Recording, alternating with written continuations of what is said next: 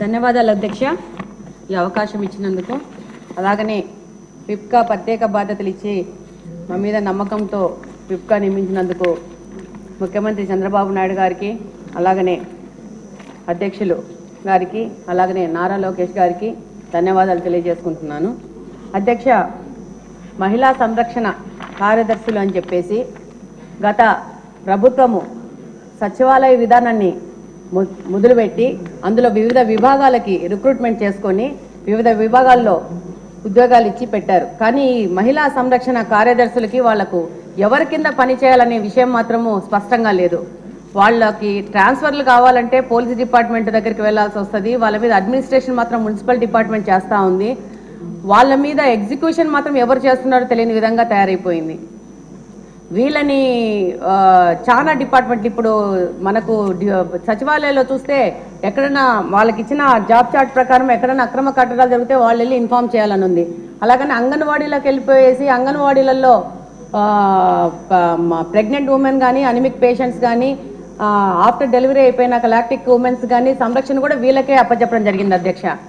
అలాగనే మనకు సొసైటీలో జరుగుతున్న మహిళల మీద జరుగుతున్న దౌర్జన్యాలు కానీ, వరకట్న వేధింపులు కానీ, అలాగనే పోక్సో చట్టం గురించి వాళ్ళకి అవగాహన కానీ, తప్పిపోయిన పిల్లల గురించి సమాచారాన్ని కానీ, అలాగనే వికలాంగులకు సంబంధించిన ప్రభుత్వం ఇస్తున్న పథకాల గురించి వాళ్ళకి సమాచారం ఇవ్వడం కానీ, అలాగనే బాల నేరస్తుల గురించి కూడా సరైన సమగ్ర నివేదికను అప్పచెప్పాలని చాలా రకాలుగా జాబ్ చార్ట్ని వాళ్ళకి తయారు చేసి ఇవ్వడం జరిగింది.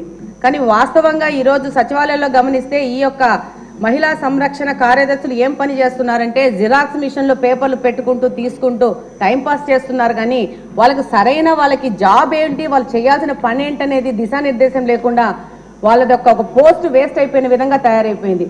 ఇప్పుడు మంచి ప్రభుత్వం, తెలుగుదేశం ప్రభుత్వం, కూటమి ప్రభుత్వం వచ్చింది. ఈ యొక్క సచివాలయ ప్రక్షాళన అనేది చేయాల్సిన అవసరం ఎంతగానో ఉంది. వీళ్ళకి వీళ్ళ డ్యూటీస్ అనేసి ఒకసారి ప్రభుత్వం ఆలోచించి వాళ్ళకి సరైన దిశానిర్దేశం ఇవ్వాల్సిన అవసరం ఉంది. దాని అధ్యక్ష, నమస్కారం అధ్యక్ష. శ్రీమతి విజయశ్రీ గారు, మినిస్టర్ గారు, మీరు రిప్లై అవ్వండి.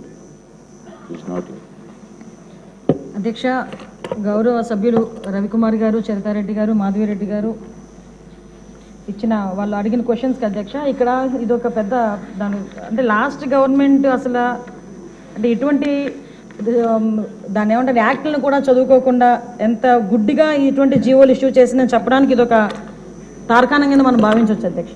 ఎందుకంటే యాక్చువల్గా వీళ్ళని మహిళా లేదా గ్రామ వార్డు మహిళా సంరక్షణ కార్యదర్శుల కింద ఇందాక సభ్యులు చెప్పినట్టుగా జీవో నెంబర్ ఎంఎస్ నెంబర్ 129 ప్రకారం 2019లో వీళ్ళు నియమించడం జరిగింది అధ్యక్ష.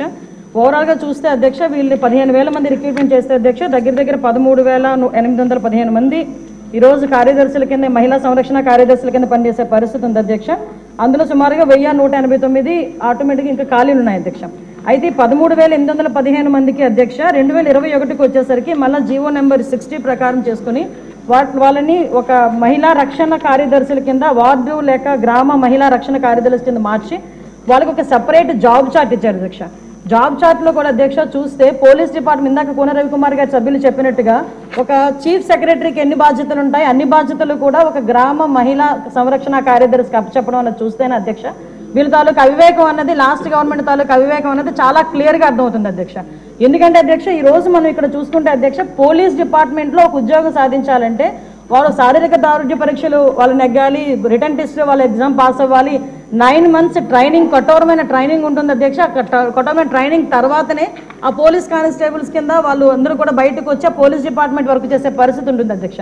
కానీ వీళ్ళని మహిళా రక్షణ కార్యదర్శి కింద ఏర్పాటు చేసిన తర్వాత కేవలం 2 వారాలు వాళ్ళకి ట్రైనింగ్ ఇచ్చి, ఒకటేమో ఒక వారం పోలీస్ డిపార్ట్మెంట్ వాళ్ళు, ఇంకొక వారం ఐసిడిఎస్ డిపార్ట్మెంట్ వాళ్ళు ట్రైనింగ్ ఇచ్చి ఓవరాల్గా చెప్పాలంటే వీళ్ళు గ్రామాల మీద వదిలేశారు అధ్యక్ష. వాళ్ళు పంపించిన తర్వాత కూడా వాళ్ళకి ఇష్టాలు కూడా గ్రహించకుండా పోలీస్ డ్రెస్ కూడా వాళ్ళకి వేయటానికి ఇంచుమించుగా పోలీస్ యూనిఫామ్ కూడా వాళ్ళకి వేయాలి అని చెప్పి వాళ్ళు రిస్ట్రిక్ట్ చేస్తే వాళ్ళు కూడా దానికి భయపడి బాధపడి చాలా మంది కోర్టులకు వెళ్ళిన సందర్భాలు కూడా ఉన్నాయి అధ్యక్ష. ఈరోజు కోర్టులో దగ్గర 7 రిట్ పిటిషన్లు మహిళా కార్యదర్శికి సంబంధించి ఒక అవగాహన లేకుండా డబ్బులు ఇచ్చుకుని పెట్టుకున్నాడు కదా, ఆ మేధావులందరూ కలిపి ఆల్రెడీ 12,000 మంది వీళ్ళు పనిచేస్తున్నారు కదా, వీళ్ళని మనం పోలీసుల కింద కన్వర్ట్ చేసేస్తే వాటిని తగ్గించి వచ్చని ఒక ఉచిత సలహా పడేశారు అధ్యక్ష. దానికి వెనకాతలు ఒక పోలీస్ డిపార్ట్మెంట్ మీద ఒక అవగాహన, పోలీస్ రిక్రూట్మెంట్ మీద ఒక అవగాహన, వాళ్ళ తాలూకా జాబ్ చార్ట్ మీద ఒక అవగాహన ఉండుంటే ఇలాంటి పని చేసి ఉండేవారు కాదు అధ్యక్ష. ఈ రోజు వీళ్ళ పరిస్థితి ఏమైపోయిందంటే వీళ్ళు వెళ్ళి రిపోర్ట్ చేయాల్సింది గ్రామ సెక్రటరీకి రిపోర్ట్ చేయాలి. వీళ్ళు అడ్మినిస్ట్రేటివ్ పవర్స్ ఎక్కడ ఉంటాయంటే పోలీస్ డిపార్ట్మెంట్ దగ్గర ఉంటాయి.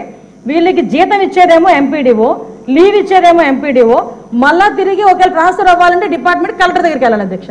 అంటే వీళ్ళకి సంబంధించి ఒక అథారిటేటివ్ ఆఫీసర్ ఒకరు కూడా లేక ఇన్ని డిపార్ట్మెంట్స్తో పోనీ పైకి వచ్చిన తర్వాత ఏదైనా పని చేద్దామంటే వీళ్ళు తాలూకా అంటే పైత్యం ఎంత పెరిగిపోయిందంటే లాస్ట్ గవర్నమెంట్కి వీళ్ళ చేతే తక్కువ జీతాలు ఇచ్చి ఎక్కువ పని చేయించుకుందామని క్రైమ్ ఆఫ్ ఎఫెన్స్ దగ్గర కూడా కాపాడడానికి కూడా వీళ్ళు తీసుకెళ్లాలంట.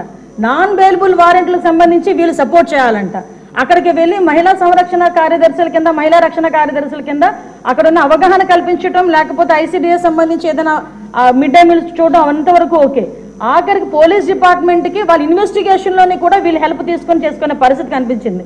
లాస్ట్ గవర్నమెంట్లో చాలా మంది మాతోనే మొరపెట్టుకున్నారు అధ్యక్ష. మేము ప్రతిపక్షంలో ఉండేటప్పుడు పోరాటాలు చేసేటప్పుడు మాకు సెక్యూరిటీ కింద మమ్మల్ని ఆపడానికి, సెక్యూరిటీ కూడా కాదు మమ్మల్ని ఆపడానికి ఈ మహిళా కానిస్టేబుల్తో పాటు మహిళా పోలీసులు కూడా పంపించేవారు. మేము అడిగేవాళ్ళం మీరెవరమ్మా, మహిళా పోలీసా మహిళా కానిస్టేబుల్ అంటే మహిళా పోలీస్ అండి అని. ఇందులో విషయం ఏంటంటే అధ్యక్ష చాలా మంది ఏఎస్ అయిపోయిన వాళ్ళు ఉన్నారు. మళ్ళీ ఇంకోటి ఏంటంటే ఎంటెక్లు బీటెక్లు చేసుకుని కొంతమంది ఫ్యామిలీస్ పోలీస్ డిపార్ట్మెంట్లోకి కొంతమంది యాక్సెప్ట్ చేస్తారు, కొంతమంది యాక్సెప్ట్ చేయకపోతారు. ఇలాంటి సిచ్యువేషన్స్ అన్నింటిలోని కూడా ఈరోజు వీళ్ళు పడుతున్న బాధ అధ్యక్ష వర్ణనాతీతం. ఇంకొకటి ఇందులో కొసమెరుపు ఏంటంటే ఎన్నో సంవత్సరాల కానిస్టేబుల్ కింద చేస్తే హెడ్ కానిస్టేబుల్ ప్రమోషన్ వస్తుంది. హెడ్ కానిస్టేబుల్ దగ్గర నుంచి ఒక ఏఎస్ఐ, ఎస్ఐ, సిఏ ర్యాంక్ వరకు వెళ్తారు. వీళ్ళు ఎటువంటి రిక్రూట్మెంట్ లేదు, ఎటువంటి శారీరక దృఢ పరీక్షలు లేవు, ఎటువంటి రిటర్న్ టెస్టులు లేవు, ఎటువంటి ట్రైనింగ్స్ లేవు. వీళ్ళకి కూడా మహిళా పోలీస్ దగ్గర నుంచి అప్ టు ఇన్స్పెక్టర్ వరకు కూడా వీళ్ళకి కూడా ఒక ప్రమోషన్ జాబ్ చార్ట్ ఇచ్చేసి ఒక జీవో కూడా రిలీజ్ చేశారు అధ్యక్ష.